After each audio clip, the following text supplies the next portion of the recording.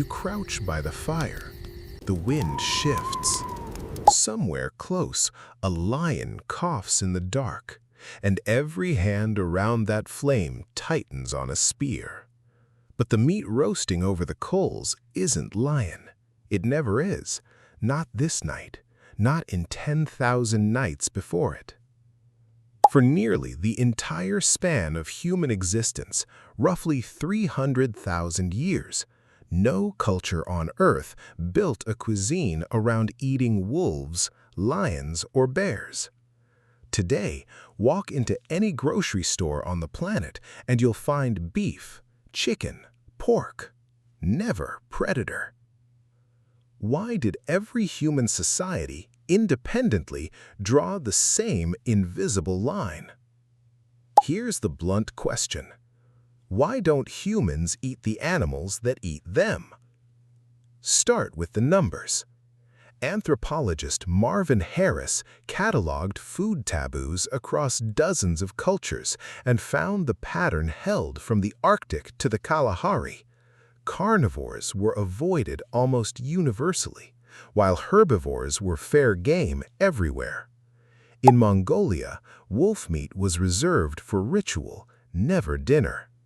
Among the Hadza of Tanzania, lion and leopard meat carried the same near-total avoidance. 3 continents, 0 coordination, same result. Now, some of you are thinking, taste. Maybe predator meat just tastes bad. Fair question. Biology says otherwise, and it's harder evidence than taste ever could be. Carnivore muscle tissue carries a far higher parasite load, trichinella, toxoplasma, because predators eat infected prey and concentrate the risk up the food chain. Eating a lion doesn't just risk one animal's diseases, it risks every disease that lion ever ate. In 1991, a mummified hunter, now known as Ötzi, was found frozen in the Alps, gut contents intact. Ibex, deer, grain. Not one trace of carnivore flesh, even in a body that ate whatever the mountains offered. Not for lack of skill, not for lack of hunger, for a rule written into human behavior long before it was ever written into law. So, let's reconstruct what that first taboo moment might have looked like. A hunter, generations before agriculture, corners a wounded hyena. Easy kill, fresh meat, and still, the group hesitates. Someone remembers the last person who ate top-of-the-chain flesh and spent a week doubled over, feverish, dying slow. The lesson doesn't need writing down.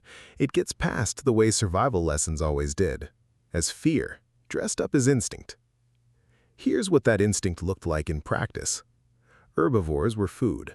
Carnivores were danger twice over, once with teeth, once with disease. The rule cost nothing to follow and everything to ignore. Then, something changed. Not the danger, but the meaning. As humans built religions, the predator stopped being just a health risk and became a symbol. The wolf, the lion, the bear. Feared, then revered, then forbidden, on spiritual grounds layered on top of the biological ones. Fear became taboo. Taboo became identity. Once an animal is sacred, you don't eat it. Once you don't eat it, it stays sacred. The loop closes itself. Skip forward past 10,000 generations of that same quiet rule, and you land here, in a world where the taboo still holds, even though almost nobody remembers why. You read nutrition labels. They read the animal's diet with their own eyes because their next meal depended on getting that judgment right. You avoid food poisoning with a refrigerator. They avoided it with an inherited fear passed down as instinct, older than language itself. You call it superstition when your grandmother won't eat certain meat. They called it staying alive.